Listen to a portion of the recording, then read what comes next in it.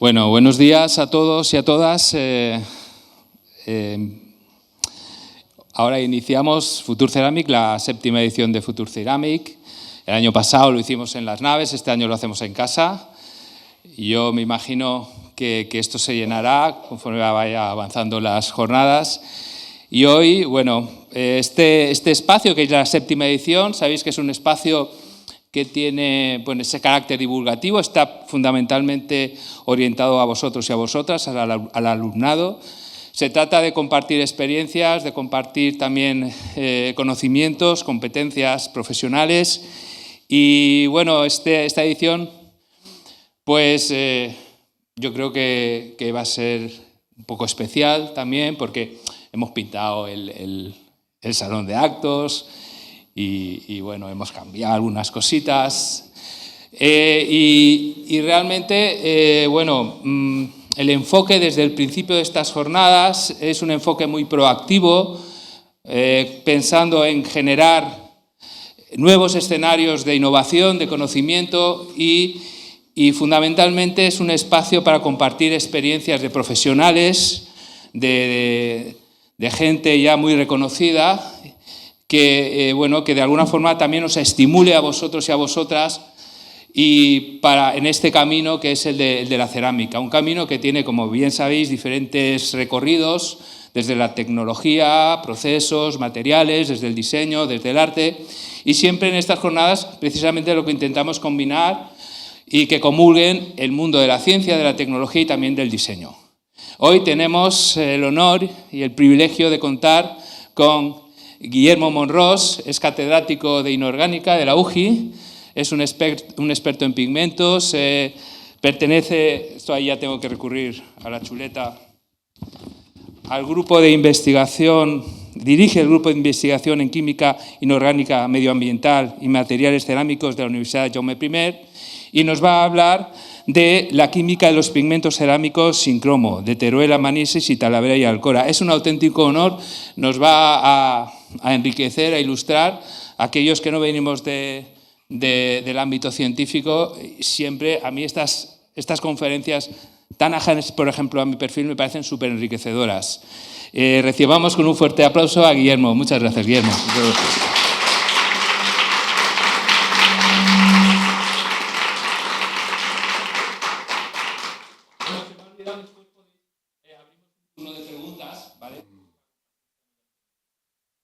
Bueno, pues muchas gracias, sobre todo por el aplauso inicial, ya veremos cómo acabamos, ¿no? Pero en cualquier caso el título es Química de los pigmentos cerámicos cuando no teníamos la posibilidad de utilizar cromo, ni titanio, ni circonio, ni muchas otras cosas que después la técnica ha introducido en la elaboración cerámica. Bueno, yo, como ha dicho Javier, primero agradecer a Javier, a Nahum y a la Escuela de Cerámica esta invitación, que para mí es muy interesante porque yo siempre digo, yo empecé a trabajar en la industria y la gente que allí eran, todos procedían los técnicos, todos procedían de esta escuela. Y vamos, la calidad de la gente que sale de esta escuela, en el caso de Castellón, está muy acreditada. Bueno, yo he trabajado siempre en pigmentos. Esta es mi primera publicación, el año 1988, sobre el vanadio zircón, y esta es la última, sobre una espinela de cromo cobre. Bueno, esto seguro que le suena a todo el mundo y lo sabe, cómo hacemos un pigmento y la diferencia entre pigmento y colorante, que ahora comentaremos brevemente.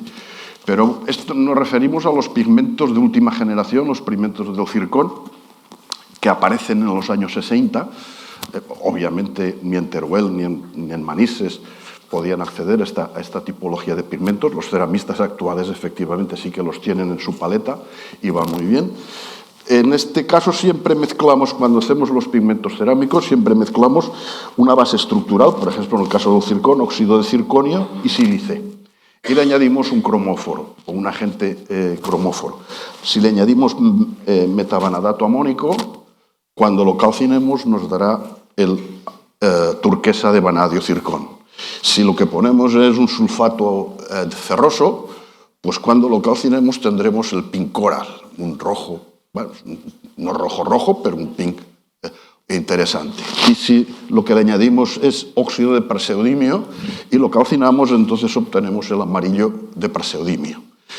Obviamente estos pigmentos hay que, ¿qué voy a decir yo en esta casa? ¿No? Hay que mezclarlos con un vidriado de un 2 a un 5%, y entonces, previo ajuste de tamaño, sobre todo para que el scattering sea adecuado, entre 5 o 8 micras aproximadamente, y entonces ya hacemos la segunda cocción de vidriado y tenemos ya nuestro vidriado coloreado.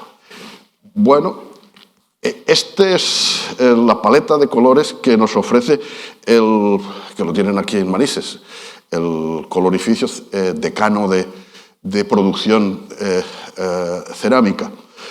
Es una paleta, como ven, que tiene toda la gama de colores, pero si en esta gama eliminamos todos aquellos pigmentos que este colorificio en los años de Manises del siglo XIV, XV o de Alcora en el XVIII o de Teruel, pues nos encontraríamos con que no podemos utilizar los pigmentos con cromo, que son todos los de esta paleta, que se caerían todos los verdes, porque el cromo se empezó a trabajar en Sèvres en 1802 con Brongniart, lo introdujo por primera vez a principios de siglo, después de que justamente, como aquí tengo yo en mi chuleta, Boccherini y Joly, bautizaran al cromo, precisamente, que significa, viene del griego de color, porque el cromo es una fuente inagotable de distintos colores, desde amarillos, rojos, rosas. Bueno, pues quiero decirles que de lo que les voy a decir, esta gente no podían acceder a esto porque no tenían cromo. Tampoco tenían óxidos de aluminio adecuados y por lo tanto también se caían todos los rojos, todos los de base alúmina. Y también en 1939, ya con patentes americanas, aparecen los pigmentos de rutilo. Y aquí, bueno, por ejemplo, este colorificio ya solamente se caería uno, porque esta familia de pigmentos ha ido decayendo con el tiempo, sobre todo con la entrada de estos que acabo yo de comentarles antes, de los pigmentos de la familia del zircón, que serían, pues, como ven ahí, todos los azules. El amarillo de praseodimio, el vanadio zircón.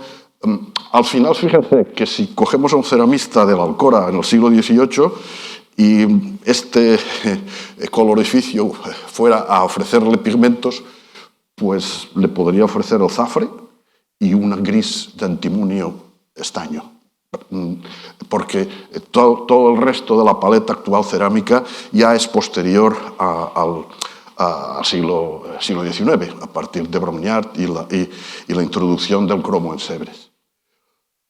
Además, hay que decir que de la gente de los que vamos a hablar no tenían hornos eléctricos, no podían controlar temperatura muy bien, ellos tenían que trabajar. Estos son los hornos de la Alcora con este sistema, que seguramente conocerán, el Forredó o el horno Moruno. Con el hogar, lo que en Alcora le llaman el DAO o Sagel, y arriba el laboratorio. Aquí se cocía el bizcocho y aquí se cocía el fino.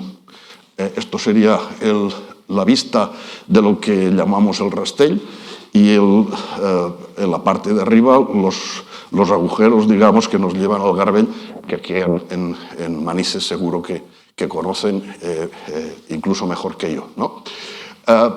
En la parte de abajo a mí me interesa esta repisa, que es donde iba el bizcocho, pero también iban las cacetas cargadas con material para producir los pigmentos, porque cuando uno analiza los recetarios históricos de los que vamos a ver, todos ellos tenían que calcinar el pigmento, igual que lo hacemos en la actualidad. No eran más tontos que nosotros, aquella gente. Lo que tenían era una gama de pigmentación bastante más estrecha.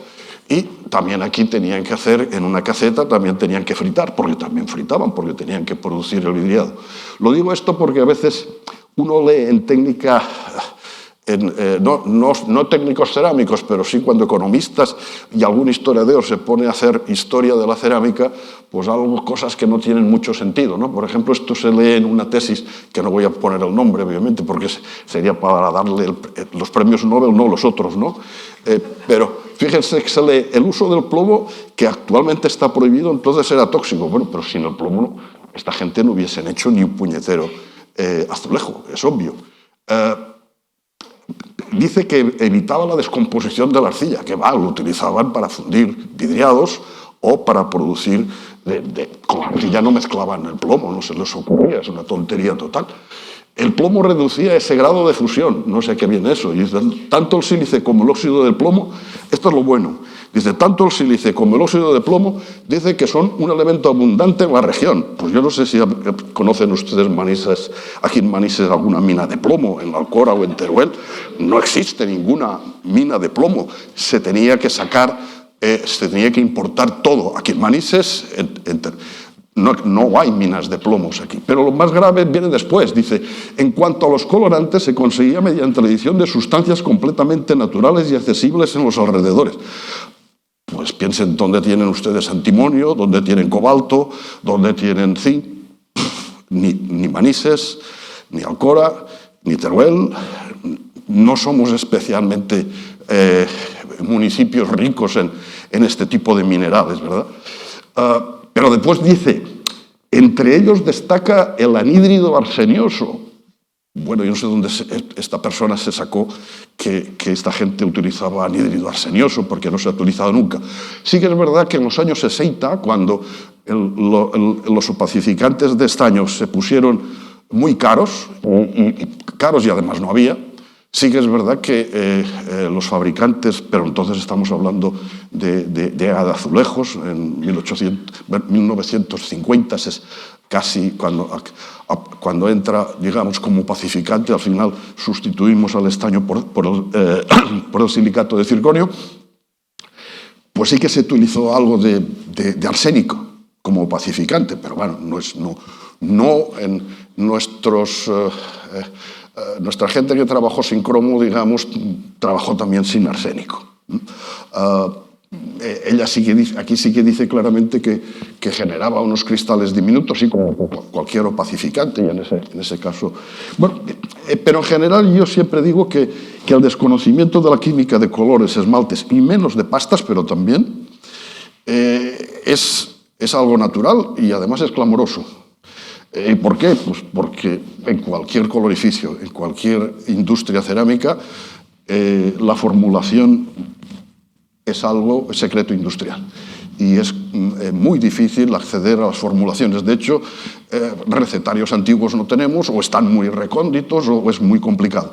En la Alcora sí, en la Alcora Escrivá, como ahora después veremos, nos lo contó todo, pero nos lo contó todo en 1944, con lo cual ya no tenía mucha gracia que nos contara las cosas que no servían para nada. Bueno, el camino que vamos a llevar es de Teruel, que digamos es en el siglo XIII es la cerámica que tiene éxito en la península. Pasamos después, obviamente, a Manises, que es la dueña y señora en la cerámica europea en los siglos XIV y XV. Pierde fuelle frente a Talavera, ahora veremos por qué, porque no nos engañemos, detrás de los éxitos siempre hay alguna ayuda política, ¿verdad? Siempre hay algo. Talavera, Felipe II, Felipe III, después ya hablaremos de ello, y en el siglo XVIII, digamos, el éxito le corresponde a la cerámica de la Alcora. Bueno, si empezamos con Teruel, los pigmentos yo les diría que no utilizan ninguno. Teruel no utiliza ningún pigmento, utiliza colorantes. Porque, bueno, básicamente porque el verde es de los cardenillos de cobre, que no es un pigmento, porque el cobre es un colorante, el cobre se disuelve en los esmaltes y según cómo se disuelva nos dará tonalidades azules o tonalidades verdes, como ahora veremos. Por supuesto también el blanco, que es la irrupción en la cerámica, aunque ya se venía utilizando desde el siglo IV después de Cristo, el estaño sustituyendo el antimonio como opacificante. y que es pues estos blancos, por ejemplo, de esta Torre San Martín de Teruel, que son blancos de casiterita, de óxido de estaño. Ahora lo veremos su química. Y, por supuesto, tenemos negros de manganeso, morados negros de manganeso cobre, porque también lo mezclan muchas veces con cobre. Esto es una vista transversal de un corte de un esmalte blanco, digamos, de aquella época. Por supuesto, no utilizan engobe, es bastante vasto. Y cuando hacemos difracción de rayos X del material, pues vemos que tiene, bueno, en química, cuando tenemos estos halos, decimos que ahí hay nanopartículas. Ahora que están de moda, pues bueno, los de Teruel ya hacían nanopartículas de sílice y nanopartículas de casiterita. Pero además crecen los picos que se corresponden con el óxido de estaño, que es el opacificante que ellos manejaban, añadiéndolo a sus fritas de bisilicato de plomo o de bisilicato de sodio o bisilicato de plomo y sodio. Utilizan también, como hemos visto, el cardenillo, el verde de Teruel. El cardenillo, bueno, ahí tienen de lo que llamamos el librel y de los verdes de galena, ¿verdad? Pues de ahí tienen una formulación casera, ¿no? Con galena, con óxido de cobre, harina, agua, ebullición. Este recetario es al final, cada maestrico tiene su librico y se le pone harina, otro le pone otra cosa. Lo importante es que lleve cobre, ¿verdad? Y que lo ajuste de alguna manera. Ellos, como esto es bastante complicado de hacer, ellos manejaban un sistema un poco distinto, que es el de fritas coloreadas. Esto es una práctica, digamos, que podríamos hacer más o menos recreando lo que ellos podrían hacer. Disolvemos cobre con tranquilidad con ácido clorhídrico, con salfumán, secamos y obtenemos el cloruro de cobre de hidrato. Y ahora fundimos, fritamos, añadiendo nuestro cloruro de cobre a plomo y a sílice y fritamos. Obtenemos entonces una frita verde, que es verde porque ahí el cobre, desde el punto de vista químico, no sé si se acuerdan de aquello de los campos cristalinos y octaédricos, tetraédricos, de la química de coordinación de base, y si no, pues yo se lo recuerdo. Si el cobre está perfectamente colmatado por los ligandos, un cobre octaédrico que llamamos, es azul. En el caso, por ejemplo, de cobre en agua. Pero si le añadimos cloruros, entonces se torna verde porque el cobre pasa a un complejo plano cuadrado. Bueno, esto nos ocurre en los vidriados también. Y para esto seguro que a un ceramista, cuando yo le diga, oye, el cobre da azules con vidriados alcalinos y el cobre da verdes con vidriados de plomo, me dirán, menudo mensaje me das, y lo sé yo desde que era pequeñito, ¿no? Bueno, es verdad, también el hierro. Esto, aquí lo que hemos hecho nosotros es coger cobre en una frita sílice, alúmina, sodio, a la que hemos añadido 0,4 molar de cobre. Nos sale un turquesa excelente en una frita que hemos controlado que sea claramente alcalina. Si sustituimos de estos 38 de sodio, pongo 18 de plomo y dejo 20 de sodio, entonces me sale un verde aturquesado, ¿no? Y si ya retiro todo el sodio y solamente hago un fritado plúmbico, entonces tengo los verdes de Teruel, en donde el cobre está en coordinación plano-cuadrada, en el caso del plomo, perdón, y el cobre está en coordinación octaédrica dentro del vidriado, disuelto. Por eso les digo que no es un pigmento, está disuelto. Y por lo tanto tendríamos que hablar más bien de colorantes. Bueno, con el hierro nos ocurre igual, lo que pasa es que no tenemos tanto éxito. Obviamente, cuando hacemos naranjas de hierro, si trabajamos con fritas plúmbicas, pues lo tenemos mejor porque, como ven, el hierro en fritas plúmbicas tiene una coloración más intensa. Con otro tipo de fritas, pues uno puede conseguir pues, coloraciones amarillas pálidas, ¿verdad? Pero si quiere un color así anaranjado, tiene que trabajar con base ácida, con base plomo. Manises tiene, ¿qué les voy a decir? ¿No? Voy a contarles la historia de Manises, pero cuando hablamos de la cerámica de Manises siempre solemos hablar de una primera fase bicrómica, en donde tenemos el manganeso y el cardenillo. Sí que es verdad que tanto aquí como en Paterna se trabaja el socarrat, en donde además se utiliza el negro.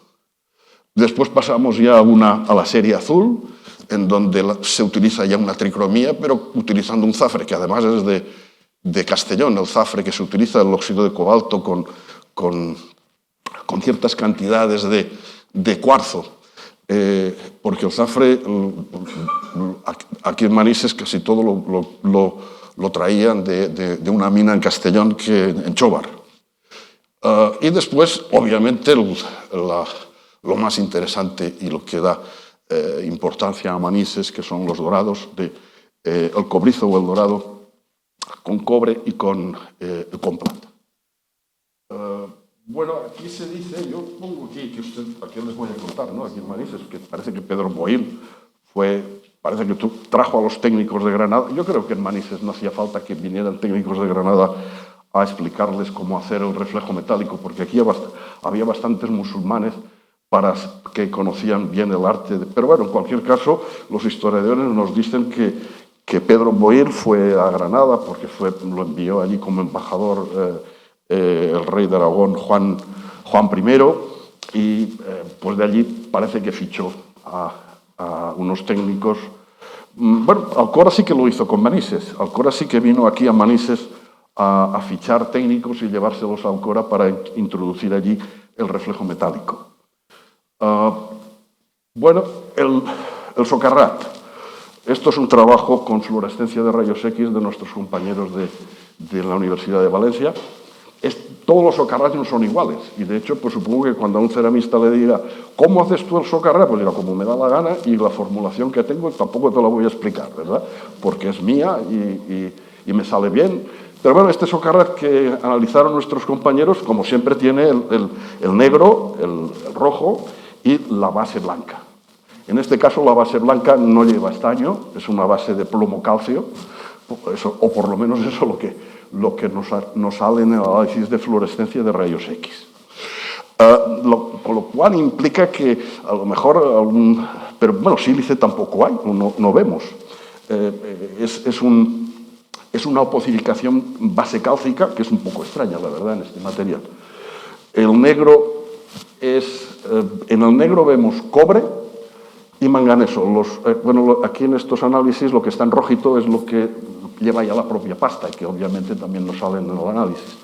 Claro, si lleva cobre y manganeso, es de esperar que nuestro pigmento que se genera ahí es un pigmento negro, que nosotros los hemos trabajado, aunque tiene algunos problemas a temperatura alta, pero que sería la espinela de cobre manganeso. Y en el rojo vemos solamente hierro. Este es el pico de hierro. Básicamente estaríamos hablando tampoco no es una arcilla ferruginosa, porque no vemos silicio, pero bueno, parece que es un óxido de hierro que a la temperatura de trabajo del socarrat mantiene y trabajando con plomo, como hemos dicho antes, para que el hierro mantenga un poder pigmentante como colorante suficiente, ¿no? Y esto es el reflejo metálico.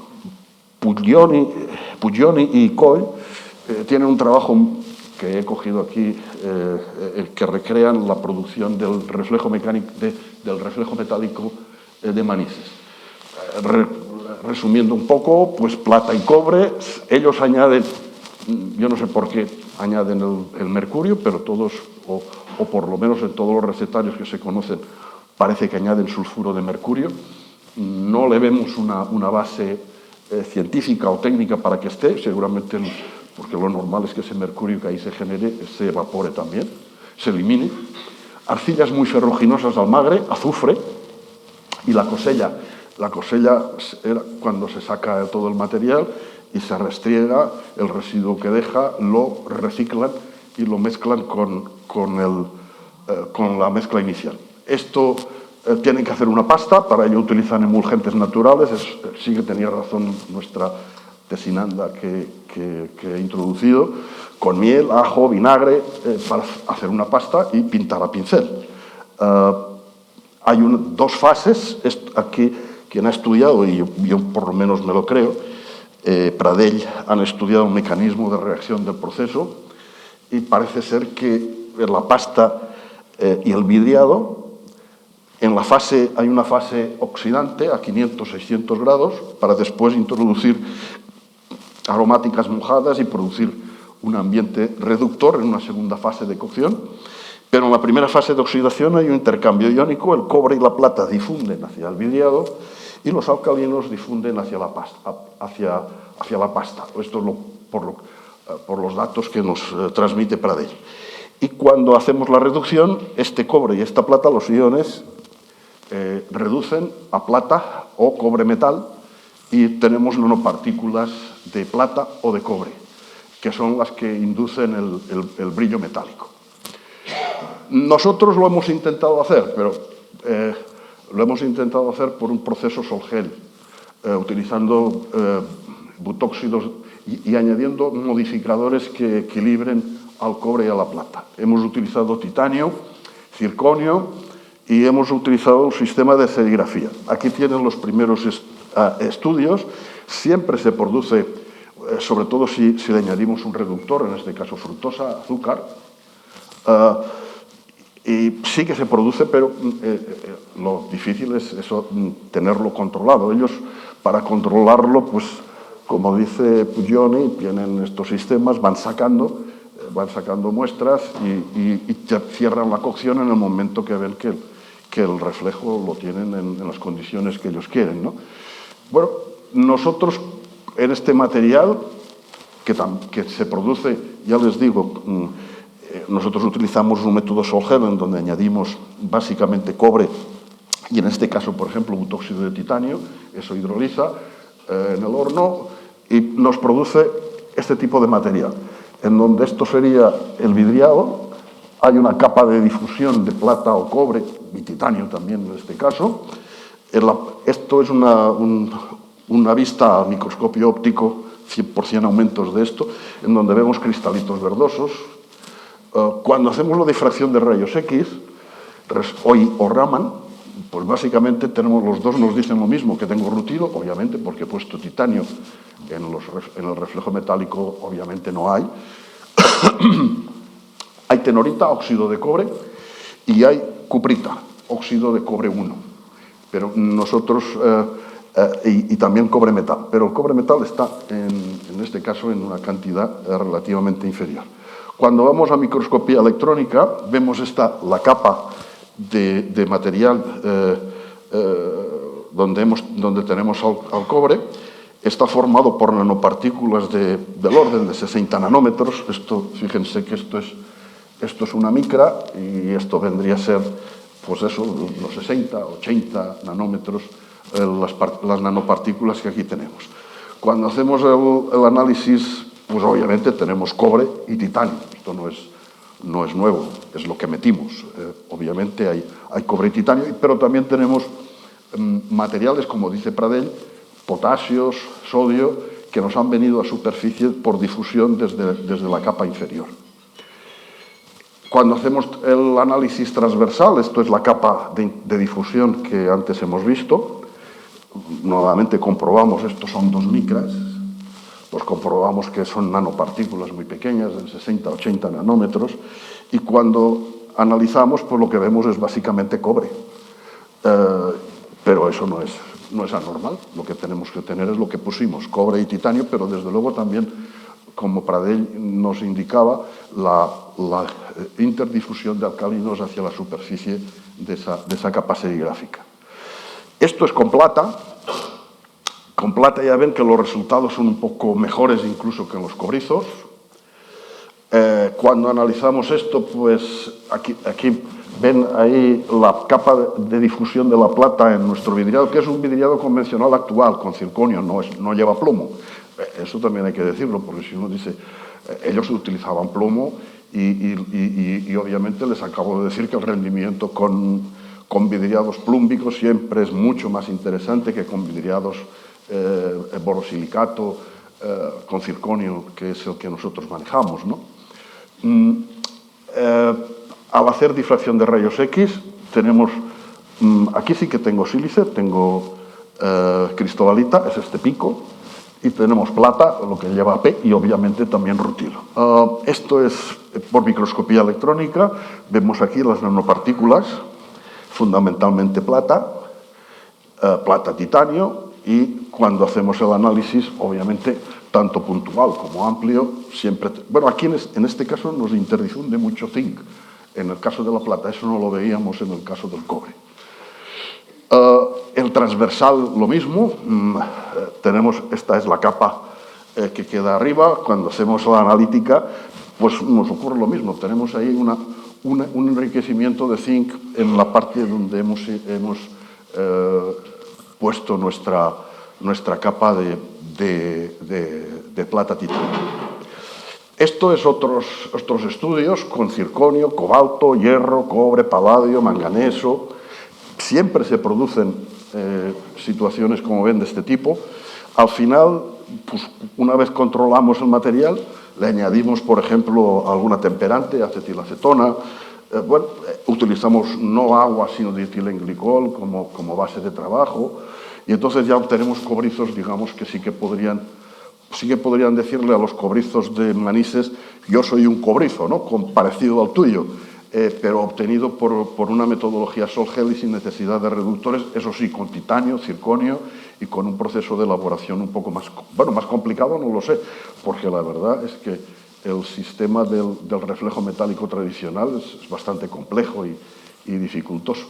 Con la plata no conseguimos los dorados de Manises. Con la plata lo que conseguimos es espejos que, como ven ahí, a ese le llaman Roberto, pues que casi que se reconoce, el que está ahí, casi que se reconoce, porque tiene prácticamente un 50% de reflectancia especular. Quiero decir que es un espejo. No hemos conseguido el dorado, no se consigue el dorado de forma controlada por este procedimiento. Con lo cual quiero decir que aquella gente, o la gente actual que también está haciendo reflejo metálico, pues tiene más gracia que nosotros con todo nuestro bagaje científico en el laboratorio. Bueno, la azulejería yo antes les he dicho que siempre hay, para el éxito de una cerámica o de algo, siempre hay detrás algo de política. ¿Para qué nos vamos a engañar? Por ejemplo, obviamente, Manises o después Talavera o después Alcora, sin cromo, ¿verdad?, van a tener éxito fundamentalmente por su calidad. Pero bueno, también ayuda que Pedro el Ceremonioso, pues a Manises le diera exenciones en el comercio de su cerámica. Eso también ayudó algo, ¿para qué nos vamos a engañar? Eso también ayudó a que se vendiera bien. También ayudó mucho que Alfonso Magnánimo era tan magnánimo con Benedicto XIII y todo el papado de Aviñón, pues buscara material de Manises Paterna para Europa, o que después los papas Borgia pues también quisieran, no digo sembrar, pero poner en el Vaticano también cerámica de Manises Paterna, ¿no? No es lo fundamental, pero ayudó, ¿no? En la cerámica tricolor, y yo les pongo aquí un pavimento del comedor de la Cartuja de Portacoeli, en donde pues tenemos los tres. Cardenillos trabajados en distintos tonos, los amarillos de naranja de hierro y después también los azules de cobalto. Y después,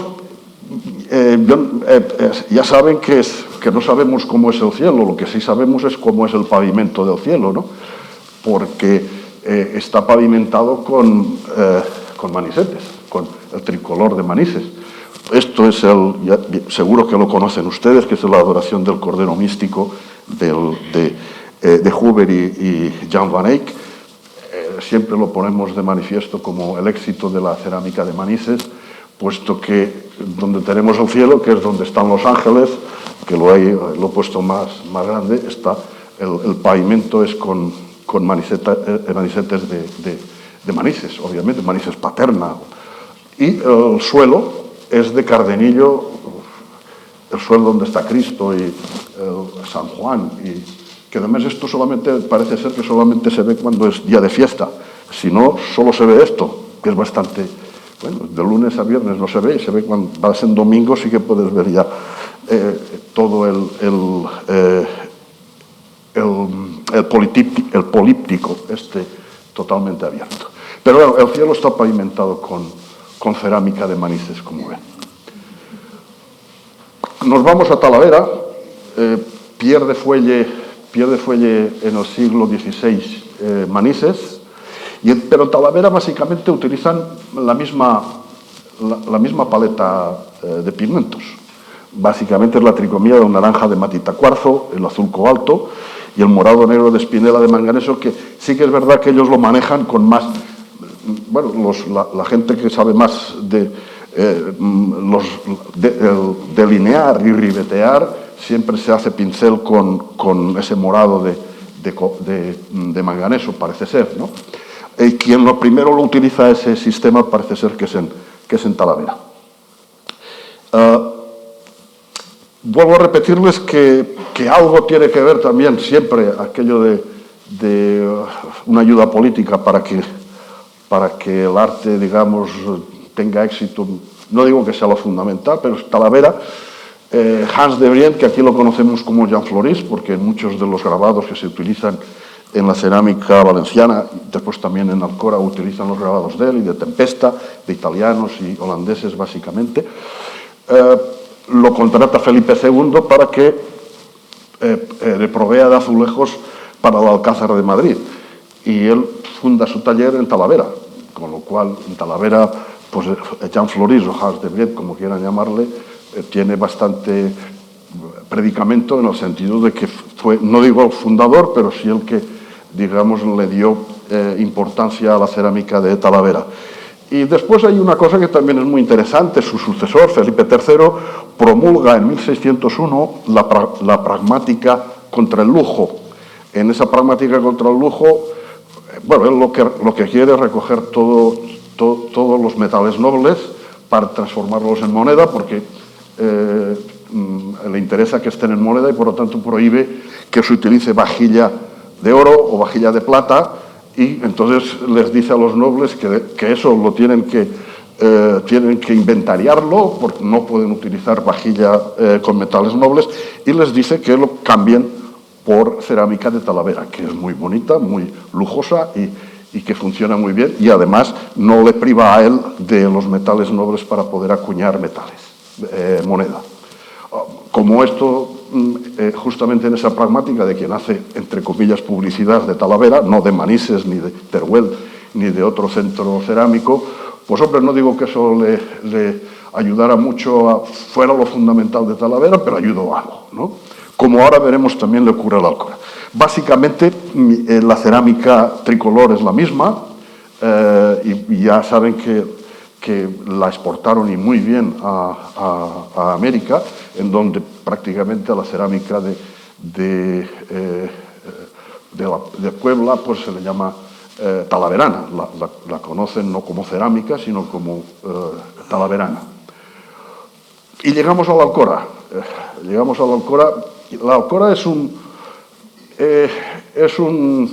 yo diría que es un producto de la Ilustración y bueno, en valenciano decimos aquellos de el contrafet, ¿no? Pues un conde, el conde de Aranda, Buenaventura, el noveno conde, heredó de forma bastante complicada el señorío del Alcalatén y decidió allí montar una fábrica al estilo francés. Y a partir de ahí lo que hizo fue contratar gente de Mustiers, Marsella, para elaborar loza de alta calidad. Bueno, él también quería hacer muebles de alta calidad inicialmente,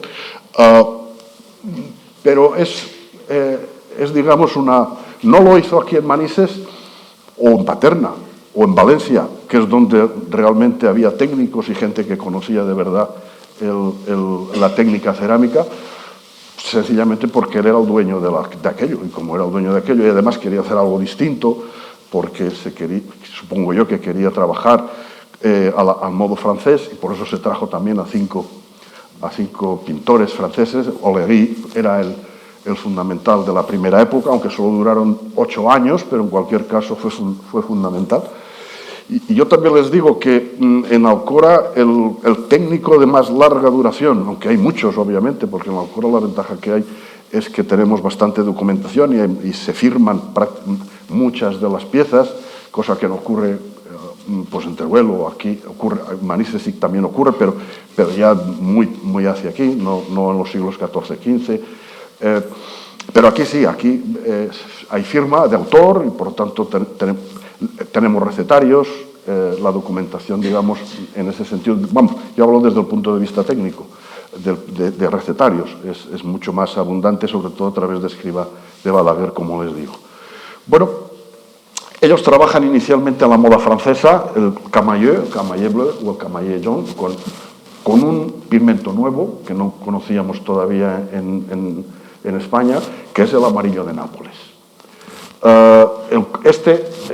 No utiliza, no se lo tomen a mal, o los de Chauvar tampoco no se lo tomen a mal, pero ellos, los franceses, importaban el cobalto de Delft, porque era más, producía una calidad en los camaillé bleu, en estos monocromos, más interesante. Después, sobre todo por influjo de los pintores coloristas, introdujeron la policromía, en donde además, obviamente, además del amarillo de Nápoles y del azul, pues nos aparece ya el naranja de hierro, la tricromía que hemos visto en Manises, ¿no? Hay un momento, 1760, que en la Alcora se va a pique, la factoría está fatal.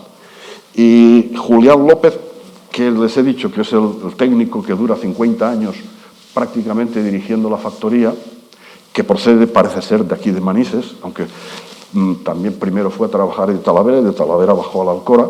Bueno, la relación entre los tres centros cerámicos españoles parece bastante... Había mucha gente de Alcora que se fue a trabajar a Talavera, de Manises aquí. Había bastante interrelación entre los técnicos de la cerámica ya en aquella época, parece ser. Julián López, de hecho, parece que es nacido y criado y seguramente la primera cerámica que manejó, la manejó aquí en Manises, pero después, en 1942, se va a Alcora y se muere allí en 1780 y tantos. Es decir, prácticamente es que está en la fábrica casi 50 años. Él se trae, está la cosa muy mal, y se busca y ficha, digamos, a técnicos de aquí de Manises que en la Alcora empiecen a hacer el dorado de Manises y con ello consigue reflotar un poco la manufactura, que tiene sus problemas. Y posteriormente en Alcora se introduce, porque viene un francés a principios del siglo XVIII, procedente de Sèvres, Pierre Clostermans, e introduce lo que llamamos las flores de Estrasburgo, que en realidad no importa ni que sean de Estrasburgo ni que sean flores, lo interesante es que el pigmento es un rojo intenso, un rojo vino, que es el púrpura de Casius, oro metálico que ahora veremos. Y en Alcora también en 1827, por influjo de Sèvres, trabajan ya también la decoración con oro metal, con nanopartículas de oro, que es también por influjo, digamos, de Pierre Clostermans, se trabaja, bueno, en Alcora no le llaman dorado ni reflejo, le llaman ambarino. Bueno, de hecho hay algunos trabajos de Todolí y demás respecto de los ambarinos de la Alcora que, por supuesto, es una técnica de base nanoparticulada de oro y que ahora manejamos. Bueno, en la Alcora, antes les he dicho que en Manises Juan I, Felipe II y Felipe III para Talavera, pues en la Alcora también es verdad que, ¿por qué tiene éxito? Pues bueno, pues porque tendrá calidad, por supuesto. Pero también es verdad que algo ayudó que Felipe V, como el conde le había ayudado en la guerra de sucesión, pues le da una real cédula de franquicias y exenciones que no tenía, por supuesto, ni la cerámica de Manises ni la cerámica de Talavera, con lo cual la cerámica de Alcora tenía una capacidad de comercialización mucho mejor que cualquiera de las demás. una pequeña o grande, no lo sé, competencia desleal, ¿no? Esa Real Cédula sí que es verdad que yo les he dicho que en 1760 entra en crisis la fábrica de Alcora, y entra en crisis porque fíjense qué ocurre. En 1759 Carlos III se trae, es Carlos III de España y Carlos VII de Nápoles. Y cuando lo hacen rey de aquí, tiene que dejar el ser rey de Nápoles, pero él se trae una factoría de porcelana que él había fundado en Nápoles y se la trae, la embarca, prácticamente lo embarca todo, porque embarca materiales, embarca caolines, lo embarca todo y se lo trae a Madrid.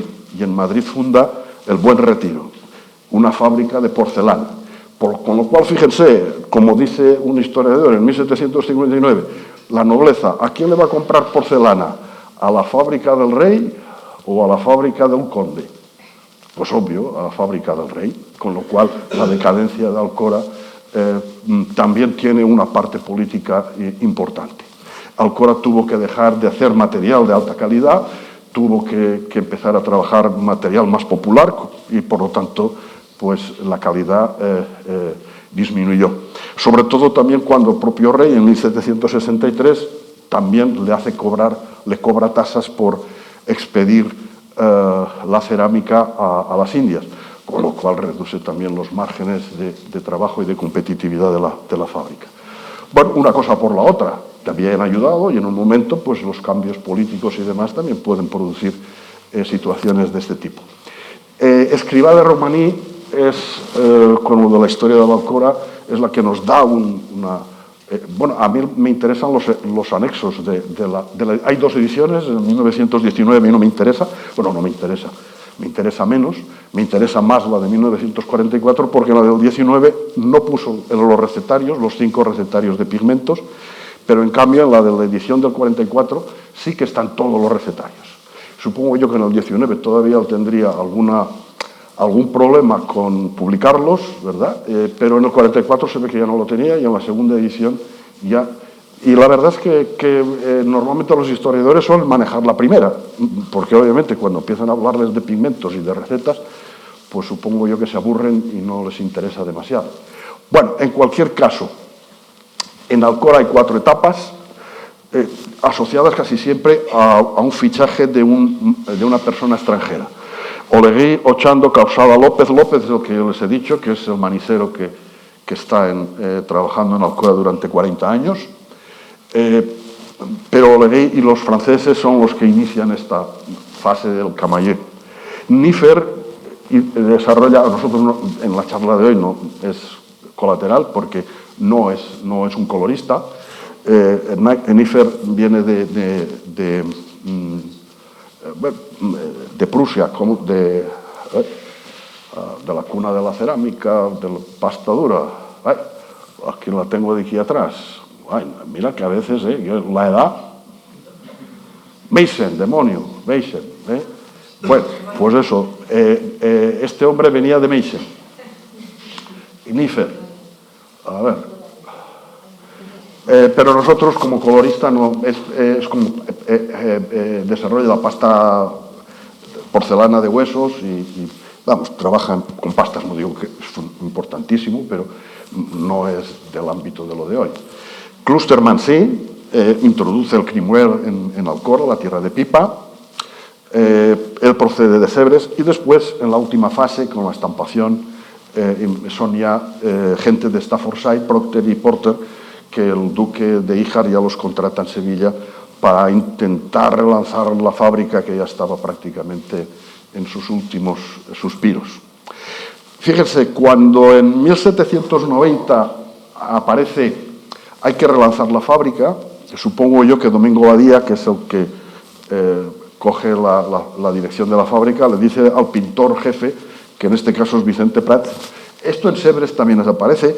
Aquí en Manises creo que también hay un plato de este tipo, pero en Sèvres y en Limoges, allí sí que hay bastantes, que de cuando en cuando, pues el jefe, digamos, le dice al pintor jefe, a ver qué pigmentos tenemos.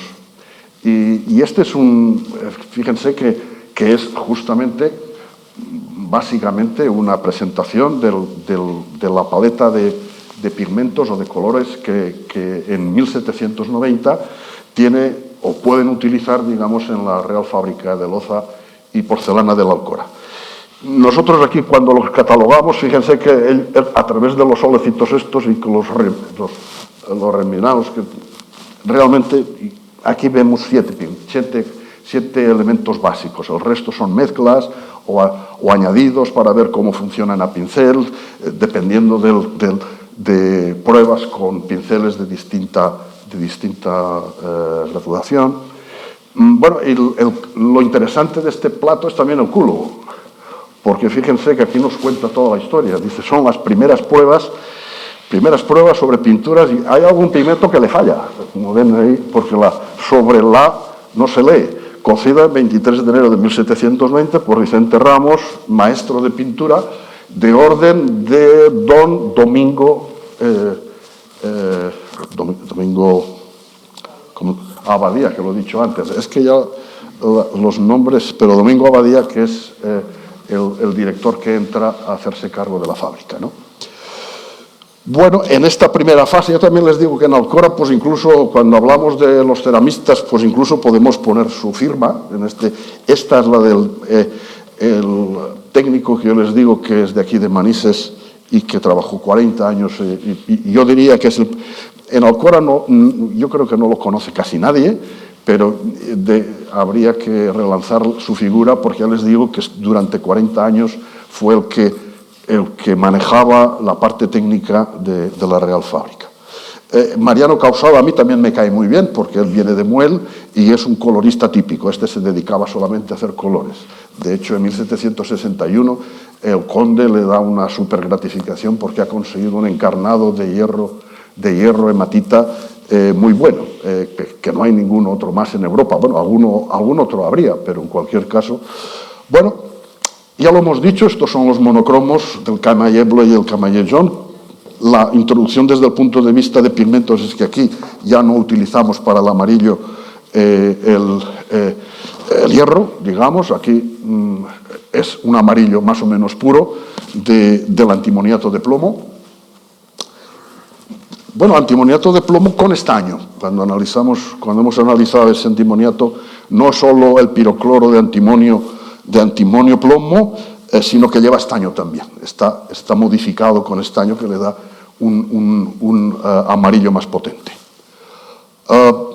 Este es el encarnado de Causada que yo les decía, que ciertamente, bueno, igual esta foto quiere también realzar el encarnado, ¿no? Pero en cualquier caso es un pigmento rojo de alto nivel con base hierro sílice, no tiene una novedad. Negros en Alcora se manejan pocos, además, como aquí en Manises, básicamente para ribetear y para delinear. No lo hemos analizado, pero nosotros pensamos que eso es más que un cobre manganeso, es un ferrito de cobalto, una espinela hierro-cobalto. Pero bueno, en todo caso, nosotros lo hemos recreado como tal, y a partir de algunas de las recetas de Escribá, pues nos salen que podría ser este tipo de pigmento.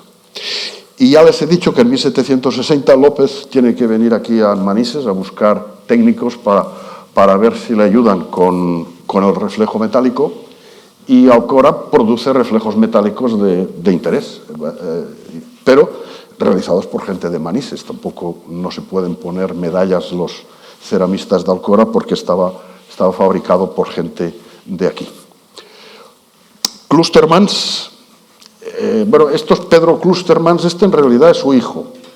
Bueno, en toda la cerámica a mí me gusta lo que escribió el hijo de Pierre Kloostermans, que lo trae de Sèvres el conde, porque este escribe, el hijo, que además fue profesor de pintura en Valencia. En Alcora no lo quisieron, se ve que no les gustaba su padre, se ve, y él intentó quedarse en la factoría de Alcora y no lo quisieron directamente, no quisieron que siguiera la saga, y el hombre trabajó como profesor de pintura aquí en San Carlos de Valencia. Además, es un pintor bastante considerado. Y escribió esto, compendio químico, teórico-práctico del arte de fabricar lozas, pipas y porcelanas. Bueno, después, como esto lo hacía tan largo, que prácticamente el título ya casi que es un capítulo, sobre los nuevos descubrimientos y adelantamientos de don Pedro de Clústermans en la fábrica de Alcora, siendo su director. Y él es su hijo. Pero bueno, nos lega ahí todos los recetarios, y entre uno de los recetarios están el púrpura de Cassius. El púrpura de Cassius que los ceramistas pues lo conocen o hablamos de él cuando aparecen en las piezas cerámicas como las flores de Estrasburgo. Que bueno, es verdad que el púrpura de Cassius en esta época se utilizó justamente para este tipo de diseño floral, pero vuelvo a repetirles que lo importante, por lo menos para mí, no es que sean ni flores ni por supuesto de Estrasburgo. Lo importante es que el pigmento que utiliza es un pigmento nuevo, que es el púrpura de Cassius. El púrpura de Cassius nosotros lo hemos elaborado, y aquí, bueno, aquí pierde un poco de fuelle, ¿no? Pero como ya pensaba que perdería algo de fuelle, lo comparo con un pink que seguro que conocerán, que es el rosa de cromo estaño, ¿no? Que por si acaso este es rojo burdeos, que el ceramista lo maneja bastante bien. Bueno, esto lleva un 20% del pigmento de malayaita. Esto solo lleva un 1% de oro. El rendimiento es altísimo. Claro que también podríamos decir, hombre, es que con el precio que lleva el oro, como también tenga que poner un 20% de oro, seguro que ya no es viable, ¿no? Pero en cualquier caso, es para poner de manifiesto el alto rendimiento que tiene aquí el oro. Cuando cortamos eso y lo vemos en microscopía óptica, nos pasa como con la plata y con el cobre. Ven ahí, igual que decía Pradell, la zona de interdifusión, en este caso del oro, que ha difundido desde la superficie donde lo habíamos puesto en deposición serigráfica, ha difundido, y además prácticamente es que ha difundido hasta la mitad de la capa del vidriado.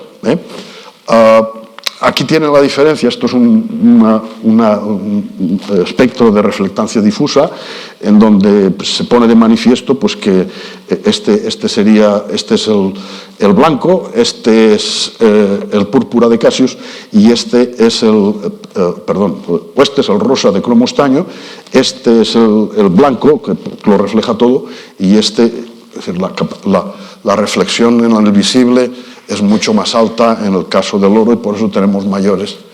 Bueno, cuando lo analizamos, igual que habíamos hecho con nuestros sol gel de plata o de cobre para emular el reflejo metálico de Manises, pues esto sería el corte, y nos aparecen estas burbujitas que cuando las analizamos pues vemos que es oro.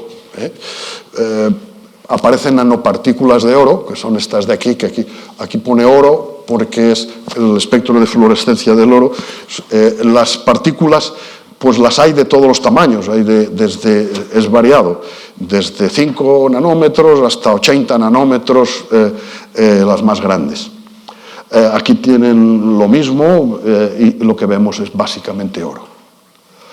Este es un visionado distinto, pero que cuando hemos empleado en lugar de circonio, utilizamos plomo, la base plomo, digamos, de las flores de Estrasburgo, y aquí la presencia, el rendimiento es bastante mejor.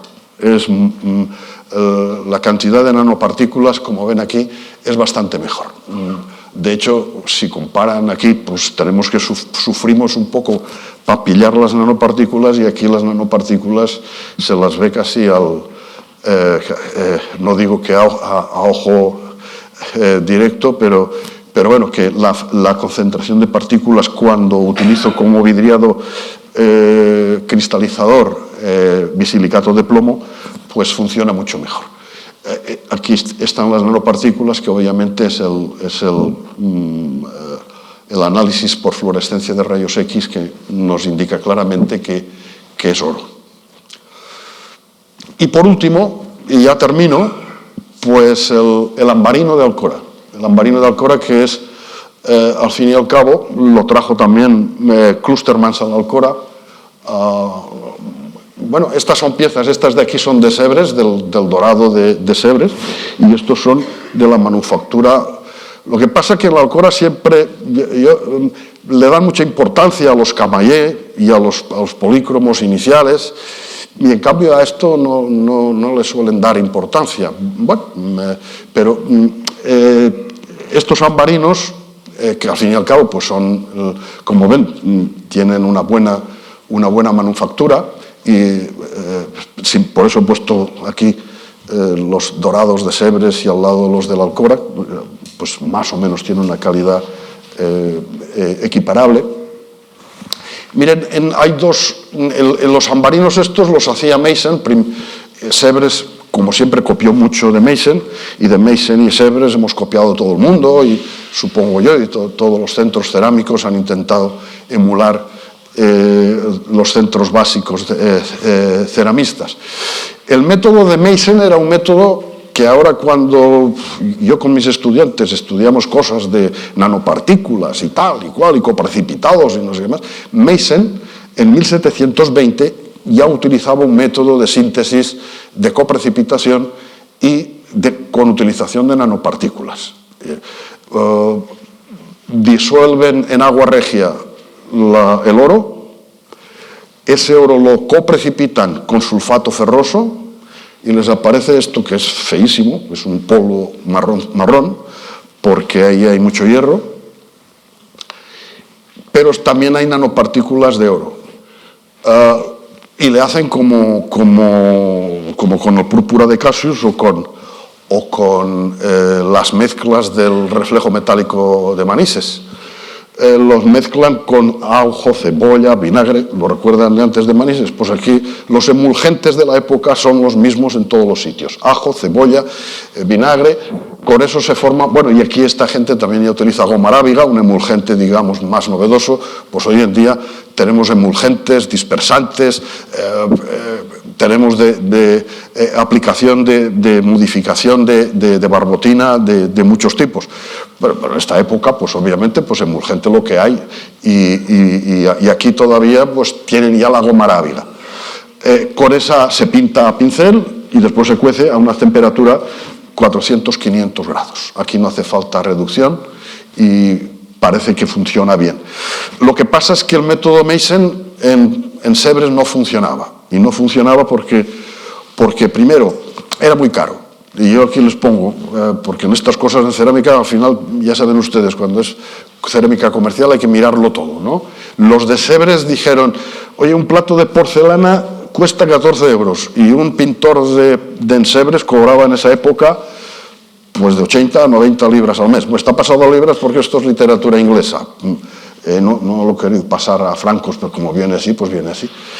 Ese método de coprecipitación era inviable desde el punto de vista económico en Sèvres, y cuentan, esto es una historia que si ustedes se la creen, pues bien, y si yo no sé si creérmela, pero bueno, dice que Sèvres en 1748 le compró al fraile Hipólito una técnica para desarrollar el decorado con oro, y tuvo que pagarle 3.000 libras. Esto también es fuente de Prodi Albis, que lo tienen aquí, pero que, bueno, es literatura básica británica. Bueno, Hipólito muele hojas finas de oro, esto es tal y como aparece en este tratado. Hipólito muele hojas finas de oro con una disolución de goma arábiga como aglutinante del triturado. Después de 9 o 10 horas de trabajo obtiene unos 60 gramos de pequeños granos esféricos de tamaño superior al coloidal, y precipitado y resistente a la pipa, que eso era el otro problema fundamental que tenía Sèvres. El crimware disolvía a las pequeñas nanopartículas que se obtienen por el método de coprecipitación de Meissen, y por lo tanto necesitaban partículas un poco más groseras. Este es un método que ahora en química también estamos utilizando, método mecanoquímico, a base de moler precursores a alta potencia, y entonces también se nos sintetiza, sin necesidad de cocción, se nos sintetiza también en nuestro pigmento o nuestra fase cristalina. Pero bueno, tampoco no es ninguna novedad del siglo XXI. En Sèvres ya lo aplicaron, y bueno, Kloosterman lo trajo a Alcora y en 1827 ya les digo que hubo ambarinos desarrollados en Alcora. Bueno, pues aquí terminó el viaje, desde los colorantes de Teruel hasta el ambarino alcorino. Bueno, yo vuelvo al principio. El ceramista actual tiene en su haber una paleta amplia de materiales muy diversos que ya lo hubiesen querido tener la gente de estas manufacturas, ¿no?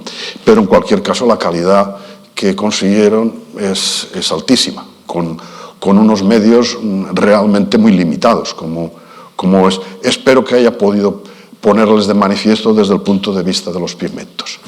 Y bueno, pues nada, gracias por su atención. Yo tengo 2 hijos, pero tengo otros 3. Este es un libro sobre el color de la cerámica, que publicamos en 2001 o 2003, creo que fue. Este es uno que hemos publicado en edición americana, el Scheelite y Zircón, como base de pigmentos nuevos, base scheelita, de un wolframato de calcio. Y después que lo hemos lanzado, del color, que un poco es una parte de la ponencia con las que espero les haya distraído un poco hoy, ¿no? Sobre el color de la cerámica y la porcelana de la Alcora. Pues nada, muchas gracias, encantado de haber estado aquí, y si hay alguna pregunta, pues lo comentamos. Muchas gracias.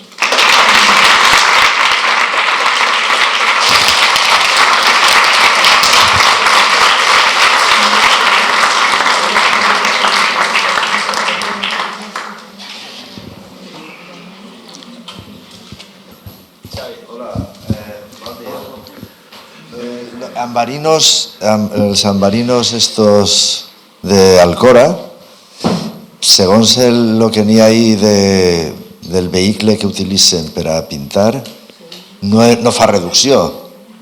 No? No fa reducció, com si fora com es diu això? El tercer foc que es gasta. Sí, són de tercer foc, però sembla que no té fase de reducció, com el plata o el cobrizo, diguem, així típic del reflejo. O per lo menos això és el que ho pareix, jo tampoc no ho posaria, però jo crec que no, crec que no. Bueno, yo te quería preguntar que, viene al pelo porque estamos estudiando ahora los pigmentos y se me ha escapado un poco de la química, pero te quería preguntar en el tema del reflejo metálico de Manises, cuando estudiasteis por el método Sol-Gel, introducís butóxidos. ¿Eso qué es? ¿Qué es un butóxido? Bueno, fíjate, cuando uno quiere hacer, en química, química en disolución, la sílice es muy difícil, el estaño es muy difícil de poner en disolución.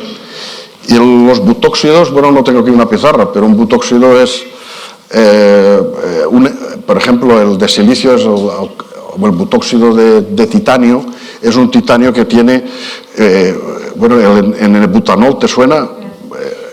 Bueno, un alcohol, al alcohol le quitas un alcohol es un hidrocarburo con un OH, ¿no? Pues quítale el hidrógeno, te queda un oxígeno y una cola de hidrocarburo, oxígeno y cola de hidrocarburo. Bueno, pues el butóxido de titanio son cuatro oxígenos que están enlazados, neutralizando, digamos, a la carga del titanio. Por eso este butóxido de titanio.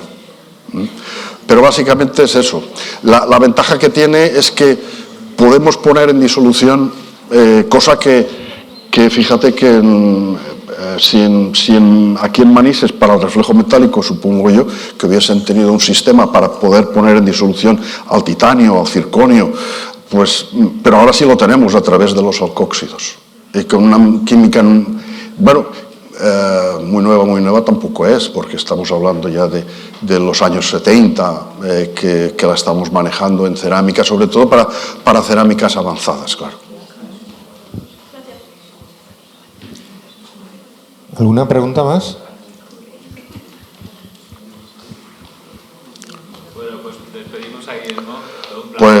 Muchas gracias.